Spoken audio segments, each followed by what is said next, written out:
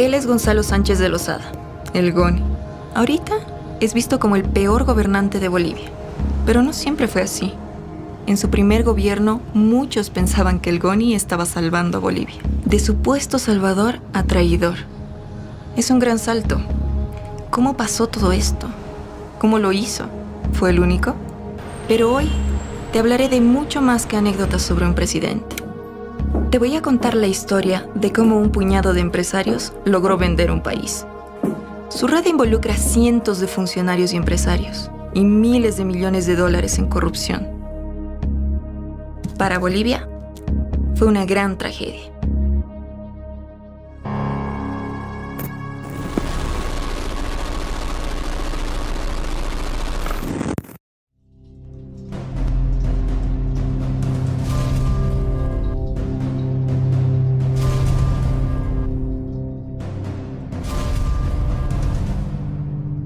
Nuestra historia comienza poco antes de 1985.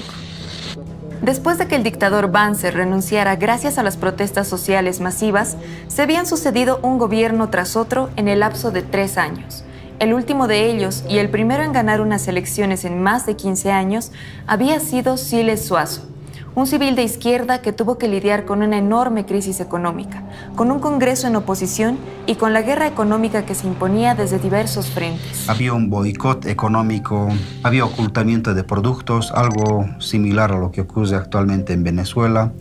No había medicamentos, no había pan, el transporte urbano era caótico e insuficiente. Y entonces una posibilidad de gobiernos de izquierda y de una salida revolucionaria quedó anulada en el horizonte de expectativas de la población. Entonces quedaba el único camino la derecha, las derechas.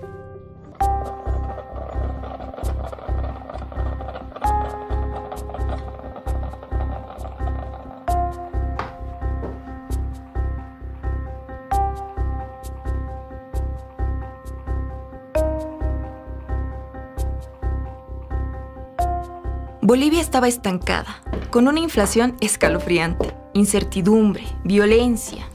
Y cuando las cosas se ponen mal, siempre aparece un Mesías, que dice que va a arreglar todas las cosas.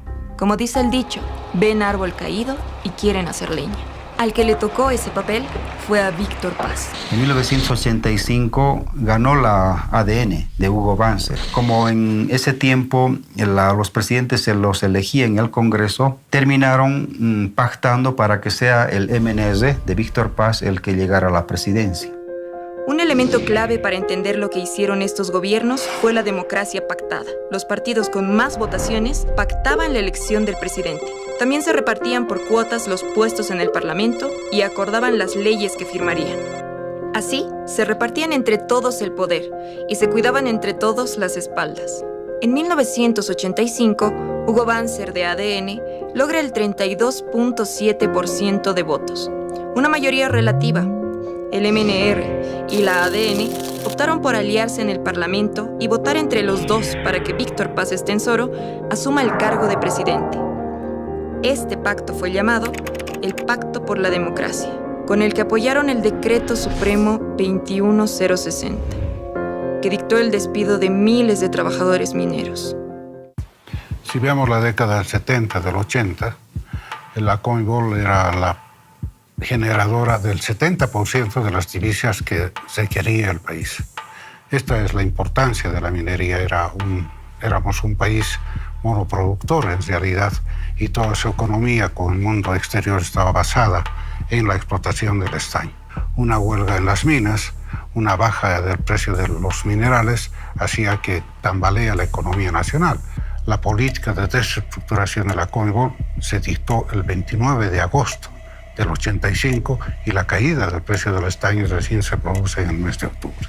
Y en ese sentido utilizaron la caída del precio del estaño para señalar que las minas de estaño ya no tenían futuro y que no, con los precios que habían caído en el mes de octubre, ya no había posibilidad de una explotación sostenible siquiera para mantener a los trabajadores. No se vislumbra salvación posible sin un plan de estabilización global que corrija el desbarajuste existente en la nación. Víctor Paz Estenssoro justifica el inicio de este proceso de enajenación, él manejaba una frase. Con gran dolor para todos, Bolivia se nos muere. Estimados conciudadanos, la patria se nos está muriendo y es preciso no eludir ningún recurso para un tratamiento de emergencia que detenga el desenlace. De los 36.000 mineros se fueron casi 30.000 y quedaron solamente 6.000 mineros en el país. Hemos visto cómo la gente se iba. Las movilidades salían de aquí de Huanuni como en caravana, llenas de sus cosas, porque aquí ya no había más, estaba entrando la privada y la privada ya no quería a los compañeros que están deslocalizados. Cada día 5 o 6 movilidades del distrito con toda su familia sin rumbo, dónde establecerse, dónde quedarse, dónde dejar a su familia o dónde pernoctar una noche con los trabajadores o con toda su familia. Si no nos amargamos es porque nos sentimos un poco fuertes. Por tradición se fueron creando barrios mineros en todas las ciudades. En Cochabamba tenemos La Chimba, tenemos Alalay, y aquí en el Alto tenemos Villa Santiago 1 y 2. Y obviamente fue duro para ellos, porque llegaron a lugares donde no había agua, no había alcantarillado, no había luz eléctrica. 85 los años de la colección. 85, la colección, cuando nuestros papás les han pasado sus cartas de agradecimiento y les han finiquitado, pero con un finiquito, como se puede decir, mísero. Mísero. ¿Qué vamos a hacer nosotros? Si vamos a dejar este camino, nuestro trabajo, nuestras fuentes de trabajo, nuestra familia, ¿en qué va a aparecer? Yo tengo 8 hijos. Ahora los 8 hijos, ¿quién va a mantener? A cuya razón yo me sostengo trabajando.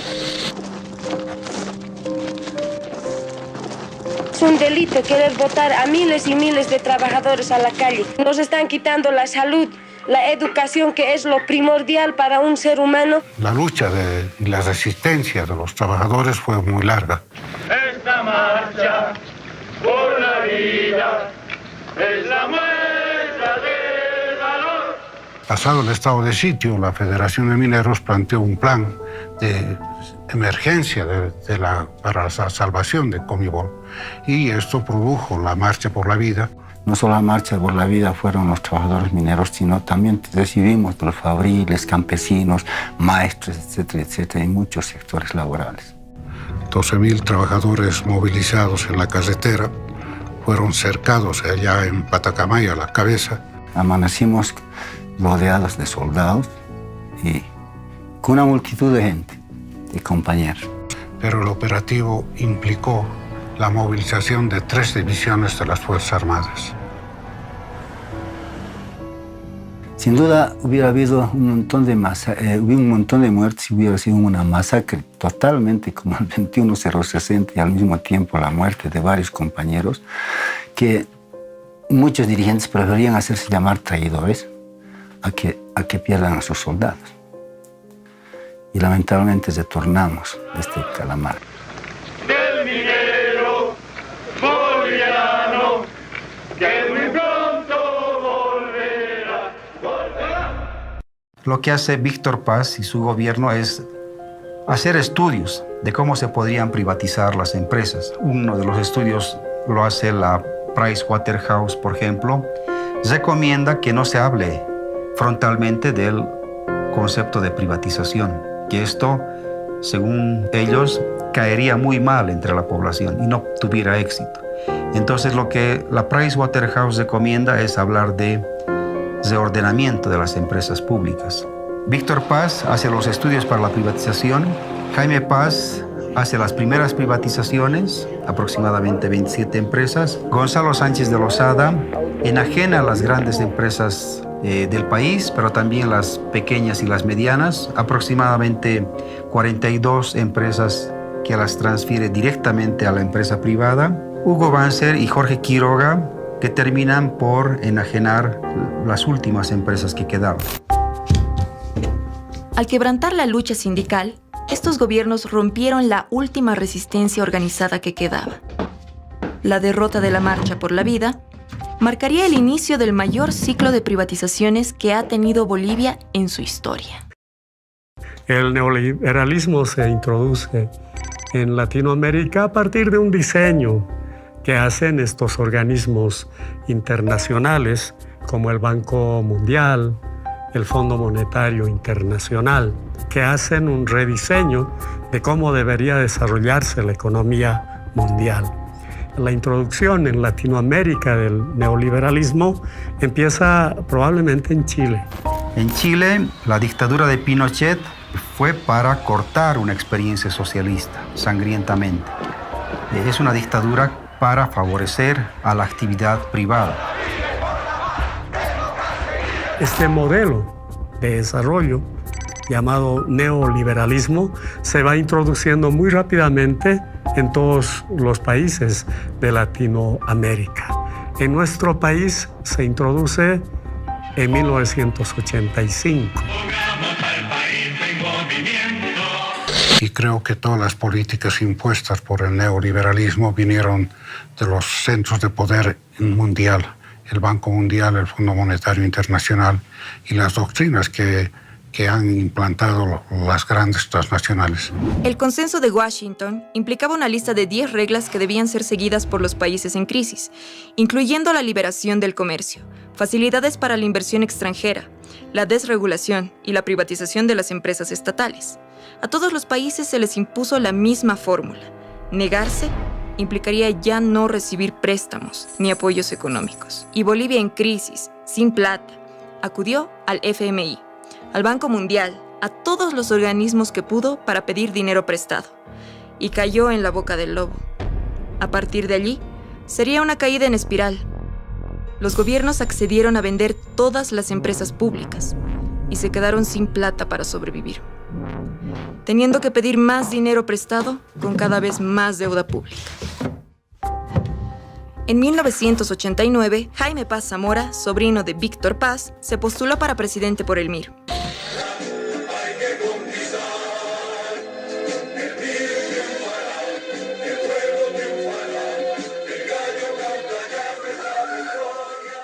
El proceso de privatización, que es el primer proceso de la enajenación, empieza con Jaime Paz Zamora. La enajenación es la forma en la que los gobiernos neoliberales aniquilaron las empresas públicas. Había 3 fórmulas: la privatización, la capitalización y el cierre de las empresas públicas.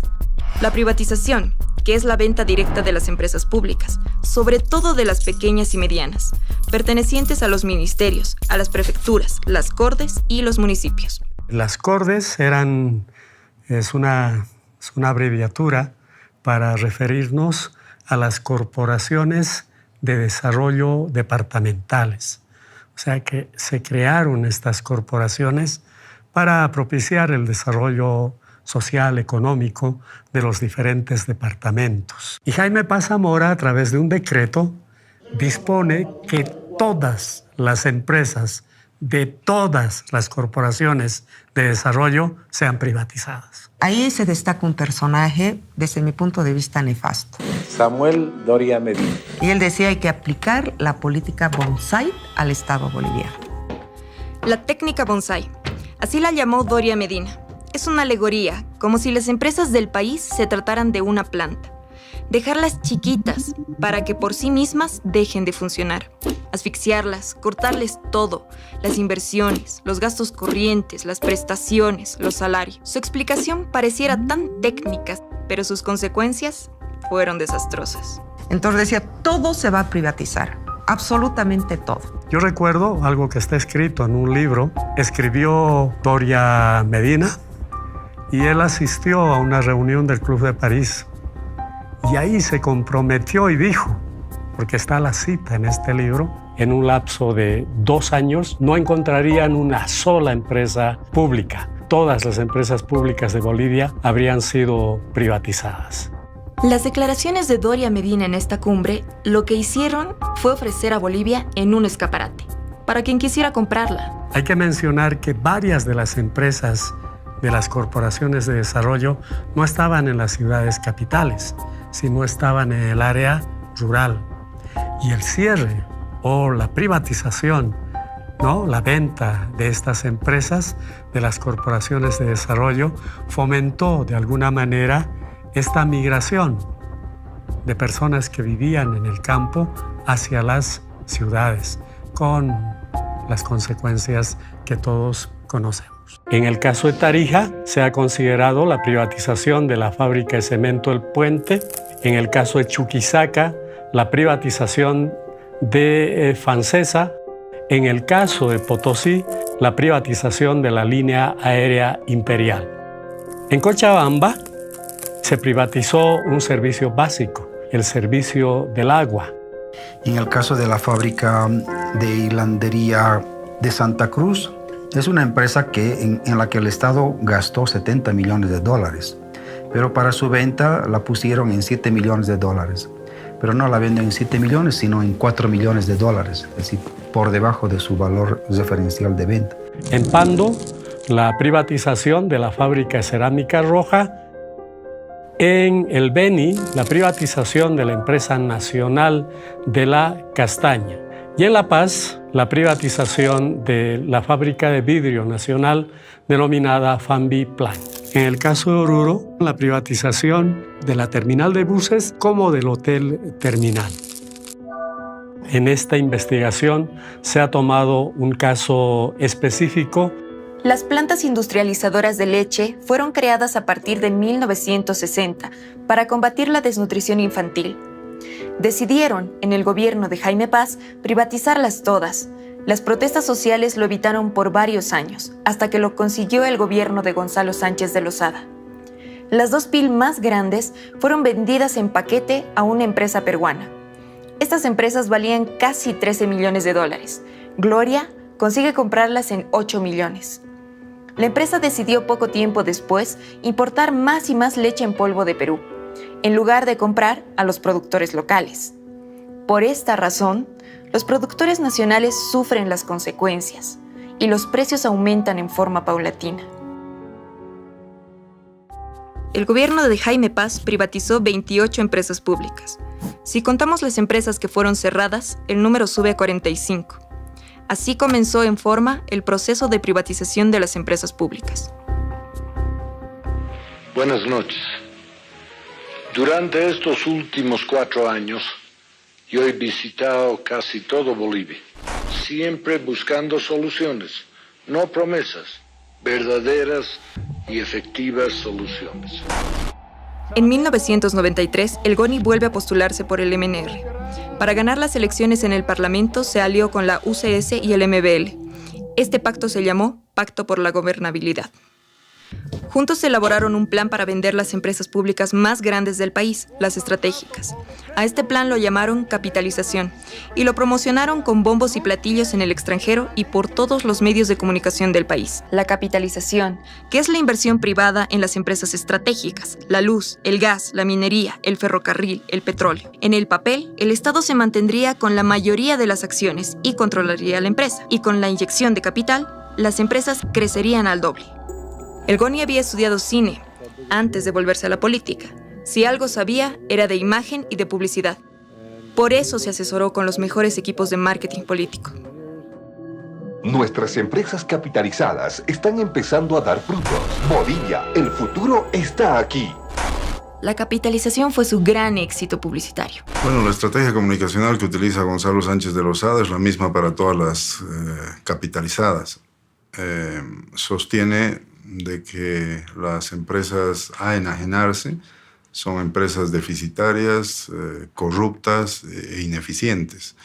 Consideraba que los bolivianos eran unos inútiles, que los bolivianos eran unos incapaces, que los bolivianos casi eran unos salvajes y que los únicos que podían llevar a Bolivia a la modernidad eran los extranjeros, los gringos, para que ellos, con su conocimiento y su tecnología y su cálculo racional, se enriquecieran con esos recursos y dejaran caer algunas migajas a los bolivianos, que nos íbamos a contentar con las cuantas migajas porque éramos un pueblo de pastores. Los bolivianitos, como solía decir ese presidente, nosotros somos chiquitos, pero no menos importantes, ¿no?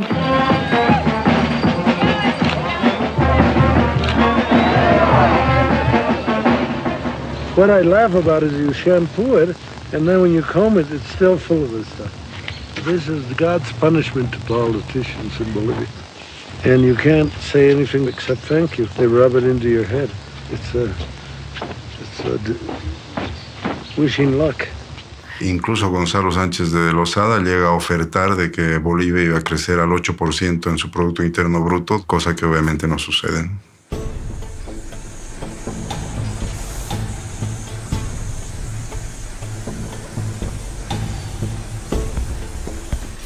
Bueno, YPFB ha sido y es la empresa estatal más importante del país. Yacimientos manejaba toda la cadena productiva: exploración, explotación, comercialización, transporte y almacenamiento. Había dos documentos básicos, ¿no? Que era el contrato de transferencia de refinería y el Decreto Supremo 25502, que es un reglamento de operación de refinerías. ¿Cuál es el problema acá? Esta ley entrega a las transnacionales la propiedad de los hidrocarburos en boca de pozo. Y bueno, se dio un proceso de enajenación total. Bueno, yo trabajaba en la refinería Gualberto Villarroel y se dio el proceso en las refinerías no de capitalización, sino fue una enajenación, fue una venta de las refinerías a la empresa privada. En este caso fue Petrobras la que compró las dos refinerías más grandes de Bolivia. Muchos compañeros que eran, me imagino que del MNR, eran optimistas, ¿no? Decía que la capitalización iba a salvar realmente a YPFB. Pasa esa política y va a ser capitalizada ya con el gobierno de Gonzalo Sánchez de Lozada. De la misma forma, una política muy clara era deshacerse de los trabajadores, ¿no? Se hizo cargo Petrobras. Creo que de la mitad de nosotros se deshizo. Se calcula entre 6.000 a 8.000 trabajadores que tenía. Por no decir aterradores, hemos vivido momentos muy malos. Por detrás de cada trabajador siempre hay una familia. Entonces, no podíamos decir nada. Estábamos en una tensión nerviosa porque había políticos que querían entrar a la empresa y nos llamaban inclusive por teléfono, nos decían, ya falta poco tiempo y yo voy a entrar de tu cuenta al trabajo, ¿no? Entonces, si no aceptábamos eso, nos retiraban de la fuente de trabajo. Ya había el 21060. Bueno, las protestas han sido masivas, ¿no? Se formaron comités de defensa de la patria, de la nación, de los recursos. Bueno, iba más capital a las empresas transnacionales, más utilidades, y se quedaba muy poco, casi nada para el Estado. La capitalización de YPFB fue especialmente desastrosa. YPFB era la empresa que sostenía al Estado boliviano, aportando la mitad de los ingresos nacionales. Ahora, las empresas extranjeras aportarían apenas un 18% en regalías, con cada vez menos ingresos para Bolivia.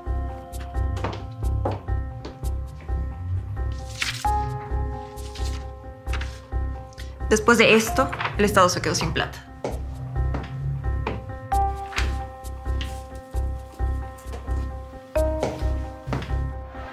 Las consecuencias de todo esto las veríamos unos años después. Por la venta de yacimientos, Manuel Morales Dávila interpone un juicio de responsabilidades al GONI por traición a la patria. Morales Dávila era un académico reconocido, pero era tan fuerte el poder del GONI que el encarcelado resulta ser nada menos que el propio Morales Dávila. El GONI incluso se burló de lo sucedido. Al fin y al cabo, estaría libre durante el resto de su vida. O casi.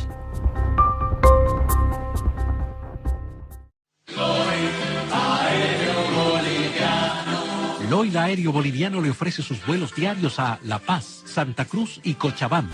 Este es un gran progreso, un gran paso y una gran muestra de lo que la capitalización puede hacer en una empresa que prácticamente se nos estaba muriendo.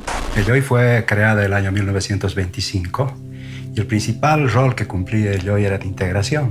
Inicialmente vinculando las rutas internas y con posterioridad el establecer un vínculo entre el país y el exterior. Antes de su capitalización tenía un valor de mercado de $90 millones, sin considerar el valor de sus intangibles. que según las consultorías que se contrataron en ese tiempo era de aproximadamente 30 millones de dólares. Es decir, una empresa que costaba aproximadamente 120 millones de dólares. Y establecieron que el valor en libros de esta empresa era 23 millones de dólares. Me acuerdo de estar también leyendo los periódicos de aquella época y ver cuántas movilizaciones había, ¿no? Cuántas movilizaciones hubo para que el Lloyd Aéreo Boliviano no pase a manos privadas. Era una empresa, orgullo nuestro, era la línea bandera, una de las empresas que mantuvo su nombre, el primer nombre más antiguo de empresas aéreas de Sudamérica. Tenía convenios y posibilidades de vuelo con muchísimos países, realmente una empresa potente. Cuando se ha capitalizado el Lloyd, yo ya era jefe de un departamento, entonces yo sabía que nosotros no le costábamos un centavo al Estado. Es más, el Estado le debía a la empresa. Con la sola presentación de una empresa se podía llevar adelante el proceso de capitalización. Y es BASF, una empresa que además con oscuros antecedentes, con un historial negro en el Brasil. Puedo influir ante la casa matriz de mi empresa sobre qué se debe hacer y cuál es el camino a seguir con el personal del Lloyd Aéreo Boliviano. Pero por favor, que se queden tranquilos. Esta es una época de desarrollo de la compañía y hay que pensar con el futuro y no con la historia del pasado. Pertenecía a la familia Cañedo y la familia Cañedo tenía ya antecedentes procesales en Brasil. Tenía procesos por haber malversado aproximadamente 800 millones de dólares. O empresário Wagner Cañedo foi preso hoje em Brasília. O empresário foi dono da companhia aérea VASP. Ahí yo me di cuenta que todos sabían que estos señores de la VASP eran unos pillos. Tanto así que inmediatamente que ellos se pusieron en el Lloyd, ya no nos dieron crédito. Eso, yo que era una pinche ejecutiva, que no era economista, que era comercial, ya me di cuenta. Yo llegué a mi casa y dije, aquí estoy en manos de pillos. Aún así, teniendo estos antecedentes delictivos, la familia Cañedo, propietaria de la VASP, se adjudicó la capitalización del Lloyd Aéreo Boliviano. El valor nominal de las acciones del LAV era de $20.53. El valor ofertado por acción es de $42.24. Superó en $20 el valor en libras. Todos aquellos cronogramas que se habían establecido para cumplir con el aporte de capital del Brasil nunca se cumplieron, porque los mecanismos de control, los mecanismos de fiscalización no funcionaban. Prácticamente fue una mina de oro para ellos, porque empezaron a saquearla a la empresa, desmantelando inclusive los aviones, el stock de repuestos. Ellos no han sido capaces de poner un tornillo. En forma recurrente denunciaban de que varios repuestos que tenía el Lloyd Aéreo Boliviano, como turbinas u otros necesarios para la aeronavegación, salían de las despensas del Lloyd Aéreo Boliviano y se iban con destino a Brasil. Lamentablemente los trabajadores, los empleados del Lloyd, hemos sido prácticamente despedidos y echados a la calle sin que se nos haya pagado la indemnización que correspondía a cada empleado. Hay un 40% creo todavía de la empresa que no ha cobrado nada, que se ha quedado en la calle y que no tiene ni jubilación. Lloyd Aéreo Boliviano fue el escenario de uno de los reality shows más sorprendentes y tristes de la historia boliviana. Ernesto Asbun fue prestanombres de Raúl Garafulic. Garafulic lo usó de palo blanco para comprar muchas acciones del Lloyd sin que se enterara nadie. Pero Asbun decidió que si Lloyd estaba a su nombre, entonces él podía ser el dueño. Garafulic lo demanda. Pero, ¿qué éxito puede tener la defensa de una operación ilegítima? Asbun se hace con Lloyd y se autonombra presidente de la empresa. Es de que ahí llega el señor Asbun como intermediario de otro gran empresario. Y luego, aparentemente, este señor Asbun, dicen que le hace la jugada al otro empresario, a uno que tenía un apellido así medio eslavo, y finalmente no hace lo prometido, que era reinvertir, invertir y todo, sino que agarra la plata igual en una maleta. Sin decir nada a nadie, desaparece con los millones de dólares que nos ha robado en su maletín. Y quién sabe, en esa época habían comentarios de que andaba paseando en las playas del Brasil.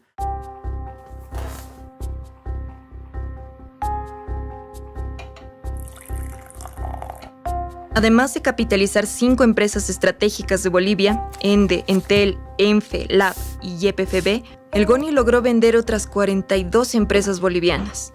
Sin embargo, la mecha de la revuelta social ya estaba prendida.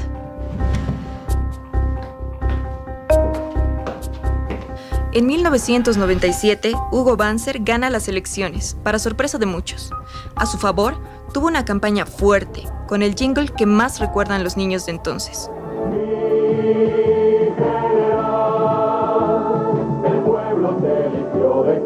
Viene el gobierno de Hugo Banzer Suárez y Jorge Tuto Quiroga.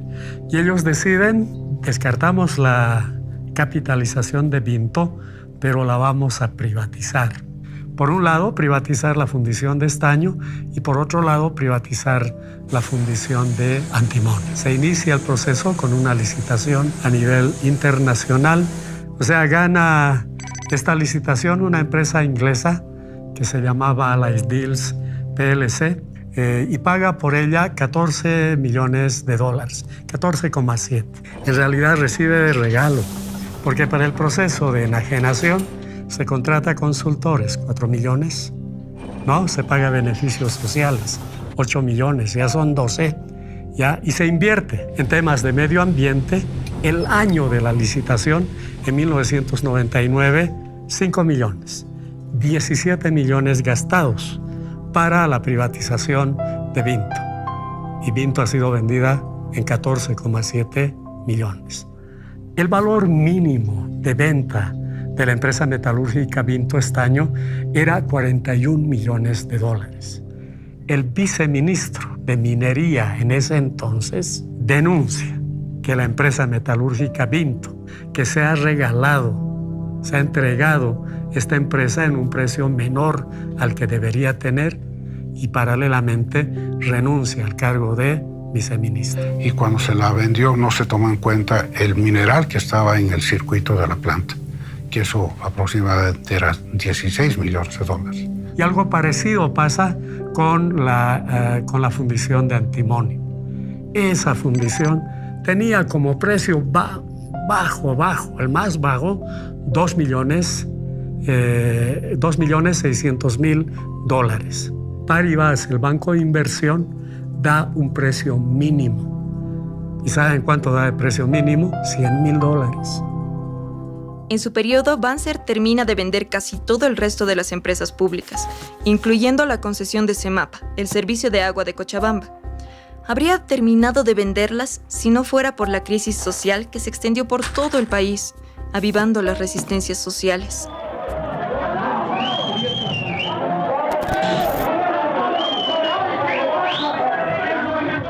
El año 99, en octubre en realidad, el gobierno determina, por presiones del Banco Mundial, sujeto a un chantaje, como siempre, de este organismo financiero internacional, de dar un préstamo a cambio de, en este caso, la privatización del agua. La empresa que tomó en sus manos la concesión y la propiedad del agua fue un consorcio denominado Aguas del Tunari, como una especie de insulto a la población, porque el Tunari es una hermosa montaña que protege a los cochabambinos y cochabaminas aquí en Cochabamba. Y curiosamente una empresa donde en su fachada, yo fui a ver, en la fachada, en el frontis principal de esta empresa, dice: no somos una empresa de construcción civil, somos una empresa para hacer dinero. Eso es lo que dice cínicamente esta empresa en su principal edificio en San Francisco. Descubrimos que detrás de esto estaba una empresa llamada Bechtel, en cuyo directorio forma parte fundamentalmente de la familia Bush. En la ley, de manera muy sutil, se establecía que estaba prohibido acumular el agua de la lluvia, entonces que el agua de la lluvia también estaba privatizada, que las tarifas iban a subvencionar las posibles pérdidas de la empresa privatizadora, del consorcio privatizador, el hecho de que dos facturas, dos preavisos no pagados por los servicios del agua posibilitaban el remate de la vivienda del usuario. Entonces se conformó la Coordinadora de Defensa del Agua y la Vida como un primer paso de establecer una gigantesca coalición donde prácticamente estaban todos los sectores. Yo diría desde los dueños de los hoteles más lujosos en Cochabamba, porque les afectaba la problemática del agua, hasta los vendedores ambulantes o la gente de Cochabamba que no tiene una sola gota de agua hasta el día de hoy. En cada casa, en cada puerta en Cochabamba, en el campo y la ciudad, tú veías barricadas. En cada puerta de una cuadra tú podías ver 100 barricadas. Eso le dio mucha fuerza al movimiento, es decir, lo simbólico.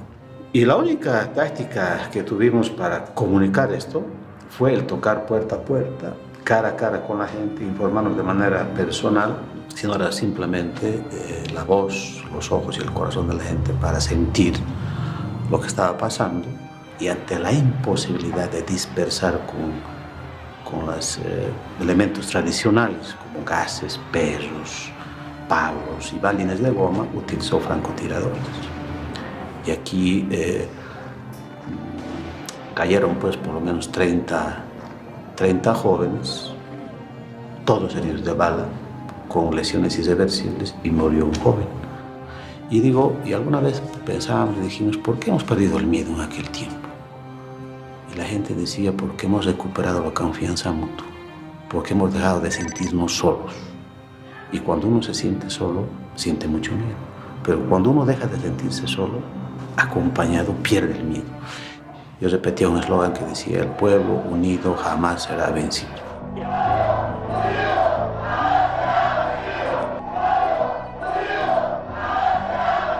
Pero el 10 de abril, cuando la gente gritaba, cuando 200.000 personas en el centro de la plaza y alrededor como medio millón gritaban, el pueblo unido jamás será vencido,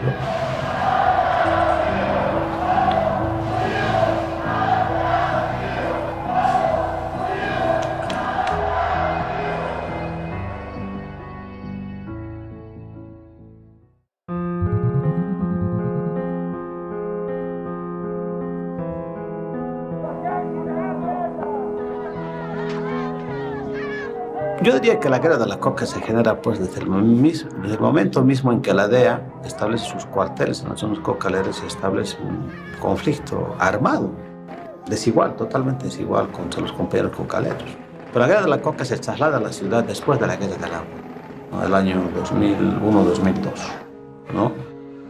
Cuando el gobierno decide, en aquel tiempo, el gobierno de Banzer, el mismo que tomó la decisión de la privatización del agua, decide penalizar la comercialización y el consumo de la coca del Chapare. Es decir, en los mercados nadie podía comercializar y menos comprar para el consumo del hoja de coca. Fue una lucha muy dura, hubieron muchos muertos de ambas partes, tanto de represión, militares, policías, como también de los hermanos cocaleros, ¿no? Fueron un referente de valentía, de organización y de firmeza en su lucha. Aquí en la guerra del agua, yo diría, sin los cocaleros hubiera sido muy difícil afrontar de manera muy directa a los organismos de represión. Ellos ya habían tenido toda una historia de enfrentamiento, habían establecido tácticas estratégicas y estrategias en el Chapare, que en la guerra del agua las vinieron a transmitir y compartir con nosotros. Creo que fue un momento muy duro, pero yo diría parte de la historia de este pueblo que avanzaba en la decisión de establecer un escenario político y económico de decisiones soberanas por parte de nosotros. Bolivia necesita más trabajos para resolver la crisis. Goni y Carlos Mesa han firmado un contrato con los bolivianos que los compromete a construir una nueva carretera de norte a sur. El MNR logra una coalición con el MIR, a los que se suma UCS firmando el Plan Bolivia para un acuerdo de responsabilidad nacional. Con esta coalición, el Goni es elegido presidente y Carlos Mesa vicepresidente. Luego obtiene el apoyo de Nueva Fuerza Republicana, de Manfred Reyes. Cuando vuelve Gonzalo Sánchez de Lozada al gobierno, y la verdad es que el país no tenía dinero ni para pagar sueldos, ni para pagar aguinaldos. Deberían recurrir a los organismos internacionales permanentemente. Las arcas del Estado estaban completamente vacías y eso era porque la plata que estaba generando el país por la explotación de sus recursos naturales estaba siendo aprovechada por las empresas transnacionales. Ya lo habíamos previsto en la venta de YPFB. Ese dinero se traduce en hospitales, escuelas, carreteras. Con ese dinero se paga a los maestros, a los médicos y a los policías. ¿Qué pasó cuando esos gobiernos vendieron todas las empresas estatales? El Estado no tuvo un céntimo. El mismo que vendió la capitalización como la forma de salvar a Bolivia, ahora le pedía desesperado a los trabajadores que entendieran su nuevo impuesto. Pero para financiar los fondos de contrapartida que se necesita para desembolsar la ayuda externa, la plata que nos donan, la plata que nos prestan en condiciones concesionales, necesitamos mayores ingresos. Por eso nos vemos obligados a cambiar el impuesto al IVA, el complementario. Si gana 1.000 bolivianos, el impuesto va a ser apenas 15 bolivianos. Si gana 2.000, 140 bolivianos, que es seguro que podemos salir adelante si nos unimos todos y hacemos lo que pueda para que Bolivia supere sus problemas y supere la crisis económica. Muchas gracias por escucharme. Buenas noches. Este impuestazo trajo como consecuencia una manifestación radical de protesta de parte del sector de los policías.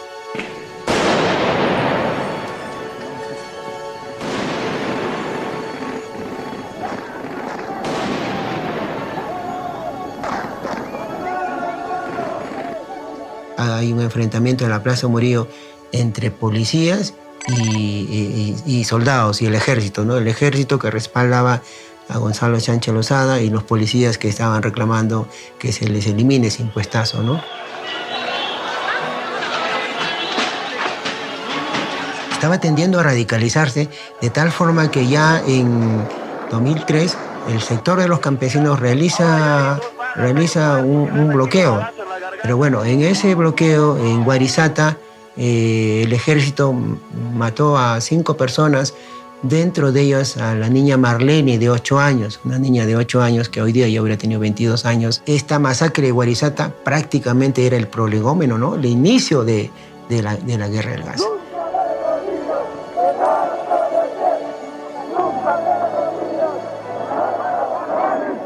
Pretenden sacar el gas por Chile a México y a Estados Unidos.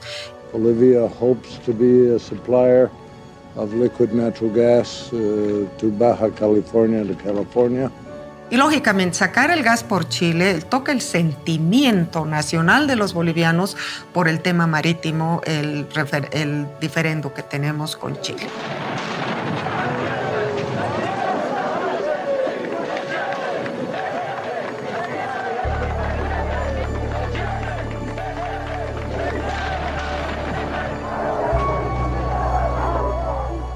Y a partir de ese agravio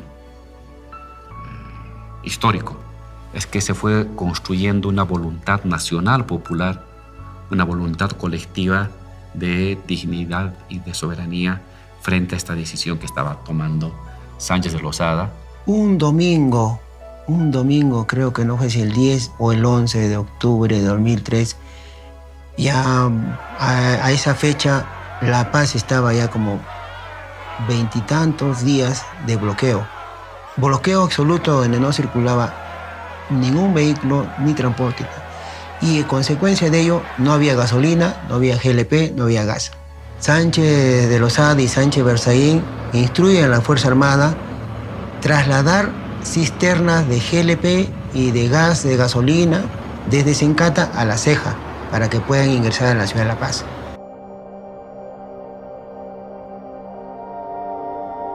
En ese trayecto mataron a 14 personas y durante ese mes a más de 60.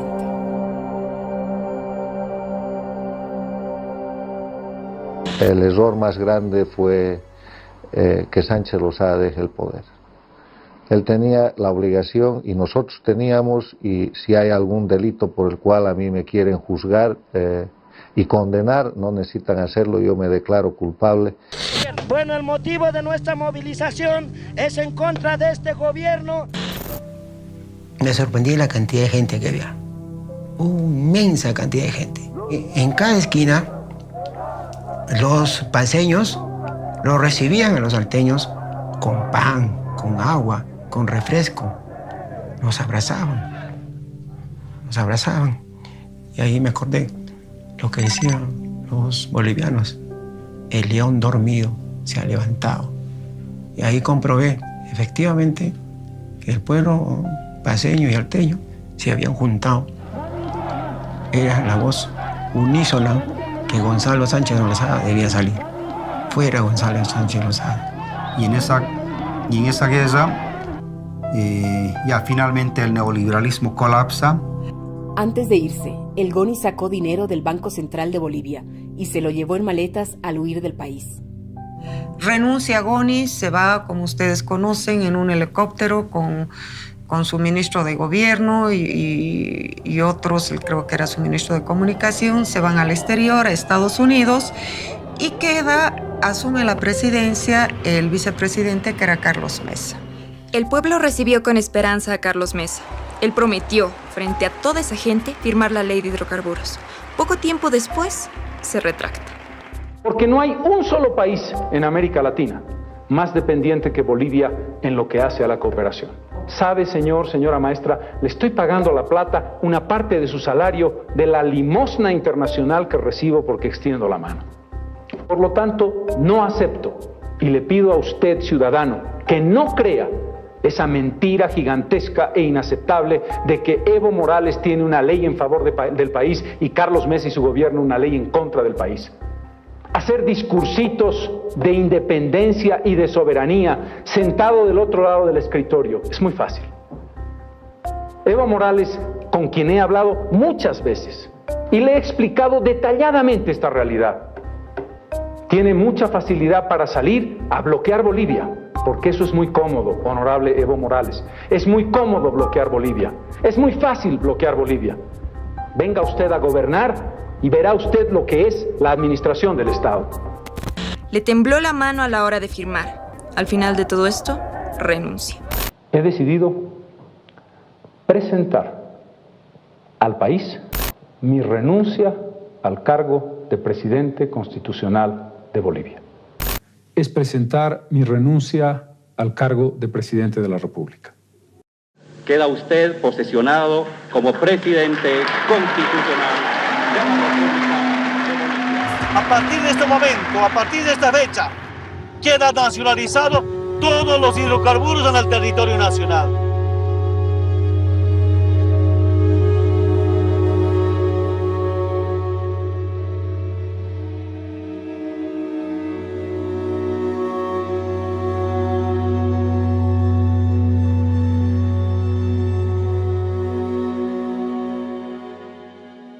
Después de haber investigado todo esto, nos dimos cuenta que era importante mencionar.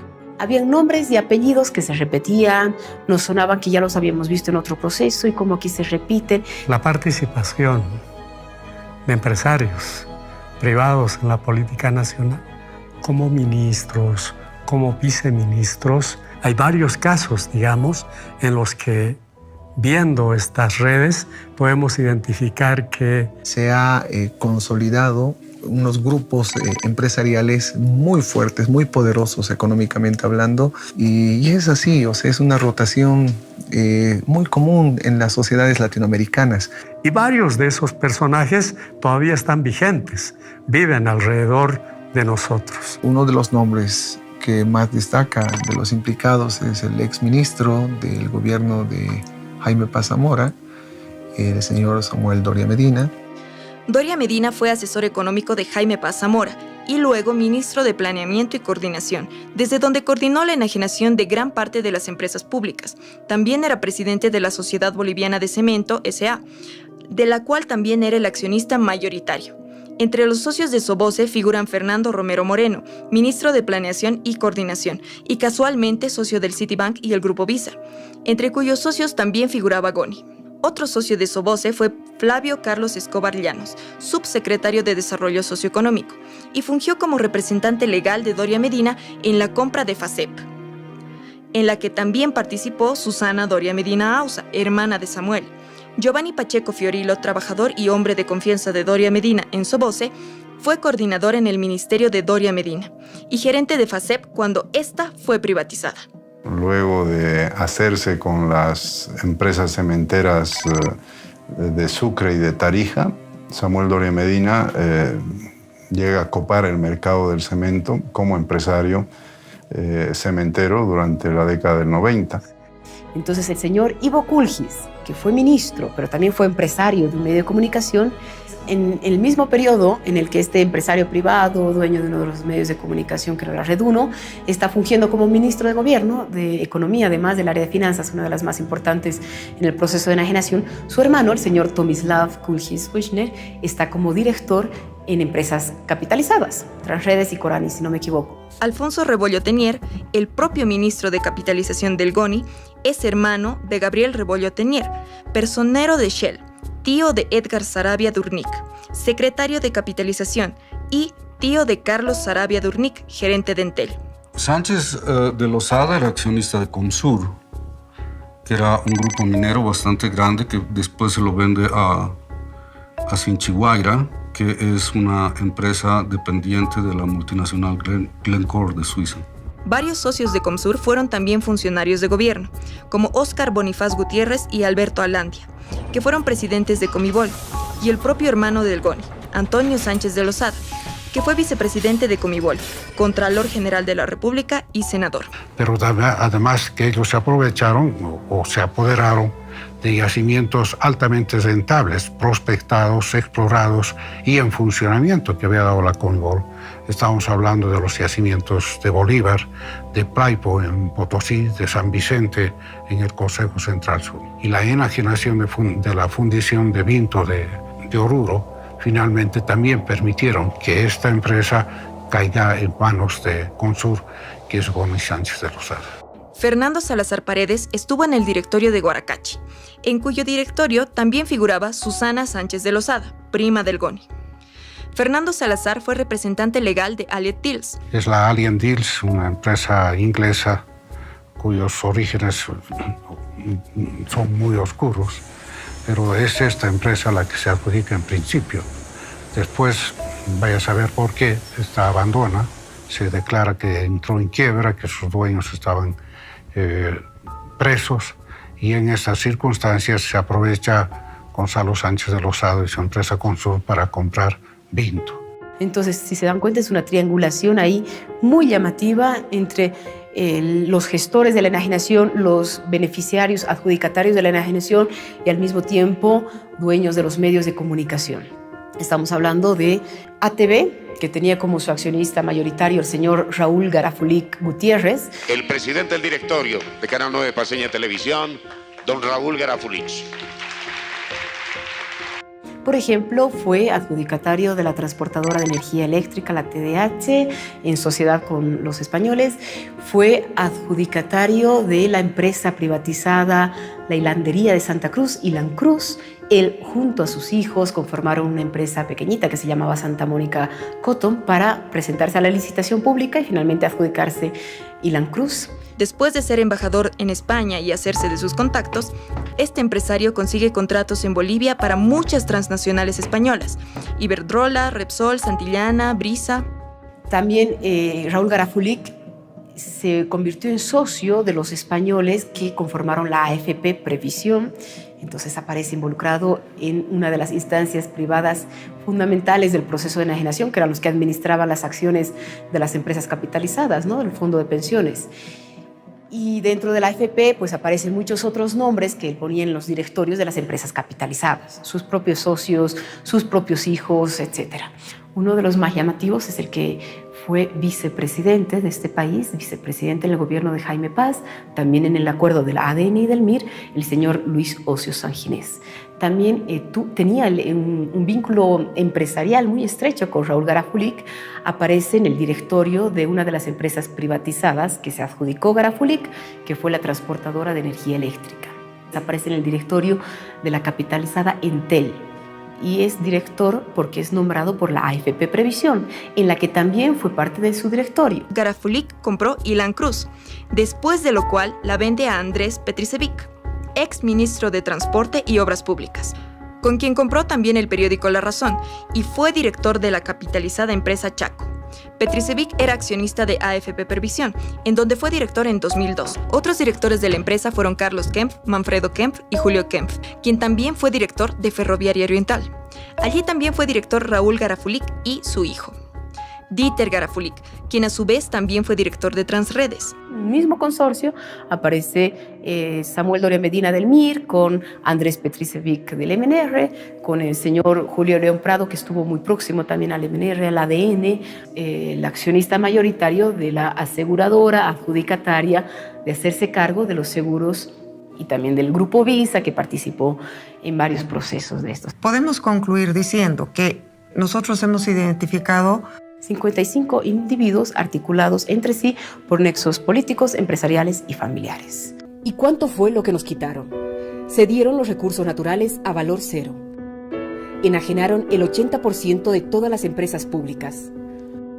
Nos quitaron más de 30 millones de dólares en los departamentos. Y por las empresas estratégicas gastaron casi 300 millones de dólares entre consultorías, bonos, etc. Nos quitaron el 119% del Producto Interno Bruto. Las consecuencias se sintieron en todo el país. Deuda, desempleo, migración, despidos.